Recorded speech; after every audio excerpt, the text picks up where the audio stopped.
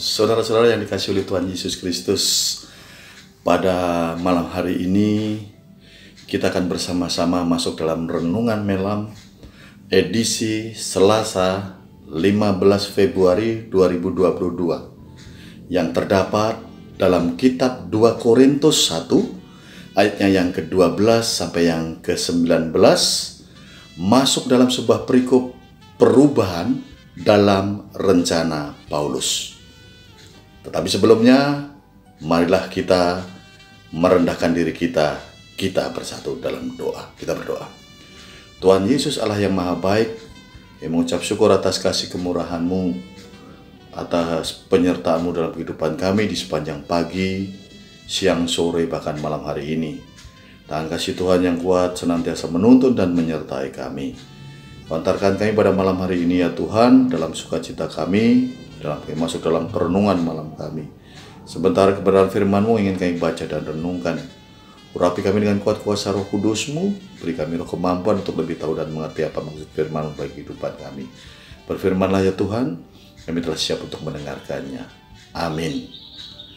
Saudara-saudara yang dikasihi oleh Tuhan Yesus Kristus, 2 Korintus 1 ayat yang ke-12 sampai yang ke-19, saya akan mengambil sebuah tema, hidup yang dikuasai hati yang tulus dan murni.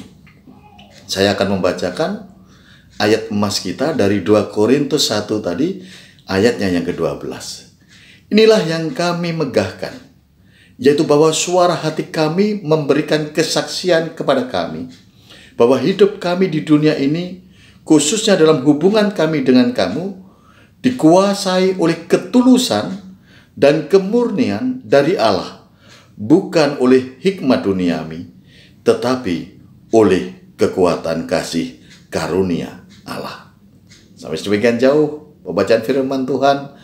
Firman-Mu pelita bagi kakiku dan terang bagi jalanku.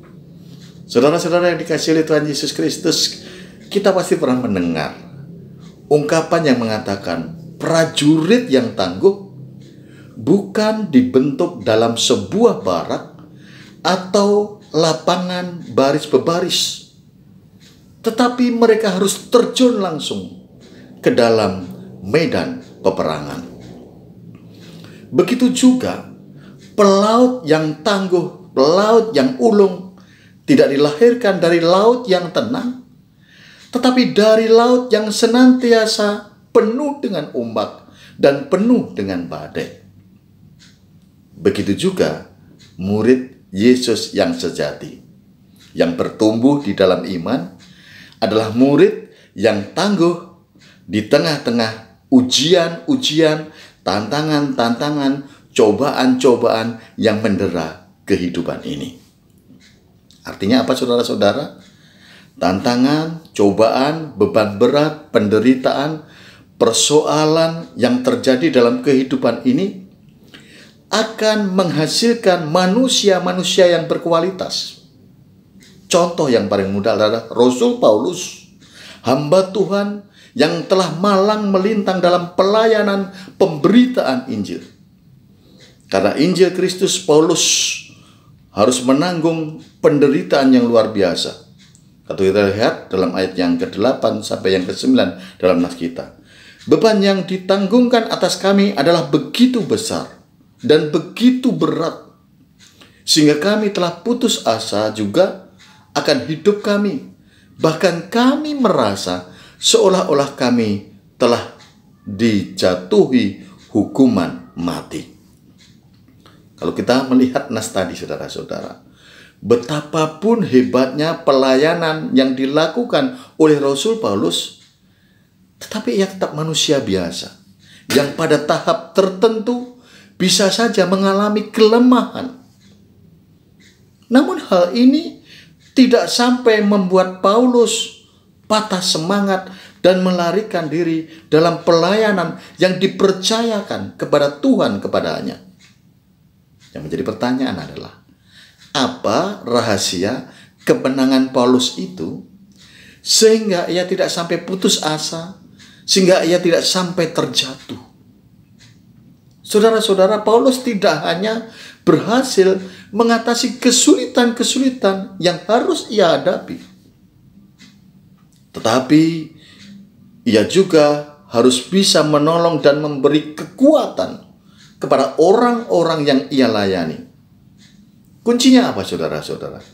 Kita melihat di dalam nas kita dikatakan, suara hati kami memberikan kesaksian kepada kami bahwa hidup kami dikuasai oleh ketulusan dan kemurnian dari Allah, oleh kekuatan kasih karunia Allah. Artinya, Rasul Paulus memiliki hati yang tulus, hati yang murni dari Allah, bukan dari dunia ini. Hati nurani, suara hati adalah kemampuan batin kita untuk mengetahui roh kita. Ia akan setuju apabila kita berbuat benar. Tetapi saudara-saudara, ia akan menegur, ia akan menolak ketika kita berbuat salah. Paulus berkata dalam Kisah Rasul 24 ayat yang ke-16, sebab itu aku senantiasa berusaha untuk hidup dengan hati nurani yang murni di hadapan Allah dan manusia.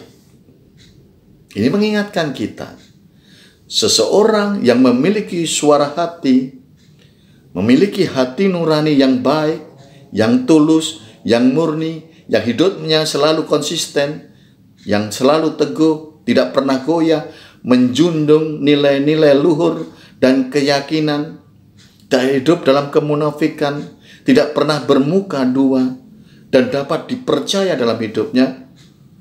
Itulah sebabnya Rasul Paulus dengan bersungguh hati melakukan apa yang dikehendaki oleh Allah kepada kita manusia.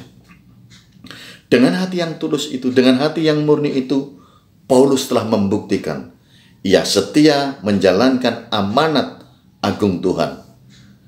Ia tidak berubah, ia tidak pernah meninggalkan sikap dia yang senantiasa taat dan percaya kepada Tuhan, meskipun harus diperhadapkan tantangan, bahkan penderitaan.